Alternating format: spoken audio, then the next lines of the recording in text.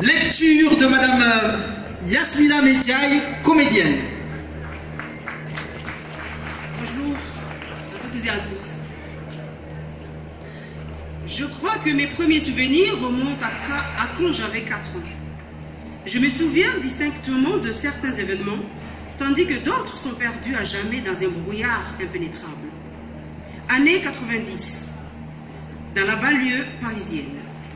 Nous habitons aux premiers étages d'un grand bâtiment situé dans une petite cité d'Aubervilliers.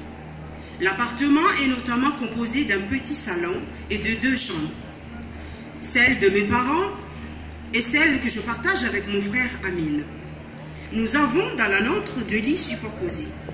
Lui dort en haut et moi en bas. Je l'adore, mon frère. Il est pourtant bien plus âgé. Quasiment 9 ans nous séparent. Il joue alors souvent avec moi. Il me prend, me fait tourner à grande vitesse, puis me jette sur les épaules. Du haut de mes 4 ans, je suis terrorisée. Mais dès qu'il me dépose au sol, je crie pour qu'il recommence. Maman, craignant que je tombe, hurle alors après lui quand elle le voit faire. Mais dès qu'elle a le dos tourné, nous recommençons de plus belle. J'ai en revanche de vagues souvenirs de mon père. Je revois juste un homme portant des lunettes et toujours habillé d'une chemise blanche et d'un jean bleu.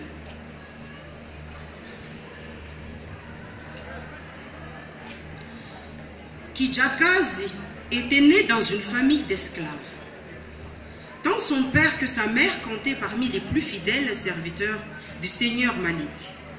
Et Kijakazi, à leur instar, en devint à son tour l'esclave infiniment dévoué. Orpheline de son plus jeune âge, elle grandit persuadée que l'esclavage était son lot.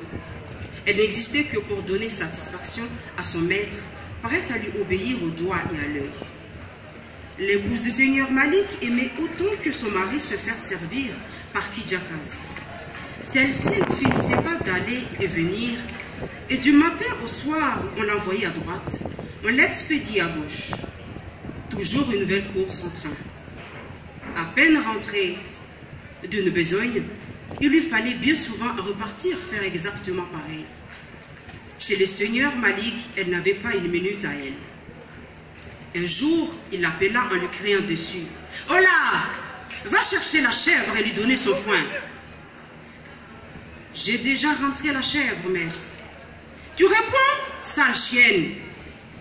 Mais fais ce qu'on te dit de faire. » Elle n'avait pas encore fini d'exécuter ce premier ordre que Madame Maïmouna, l'épouse du seigneur Malik, à son tour l'accabla de ses commandements. « Kijakazi, viens là. Va me monter de l'eau là-bas, au but. J'ai envie d'aller me baigner. J'ai l'impression de puer la sueur. Ça y est, j'ai monté de l'eau, madame. Mais je vais en remonter. Qu'est-ce que tu vas remonter? Tu crois que peut-être que l'eau du puits, c'est fait pour jouer avec? Kijakazi resta plantée dans la cour devant le palais de ses maîtres, complètement décontenancée. Elle ne savait pas si elle devait rentrer la chèvre ou puiser de l'eau, tandis que le seigneur Malik et Madame Maïmouna continuaient à vider leur colère contre elle et à la traiter de toutes les noms. Merci.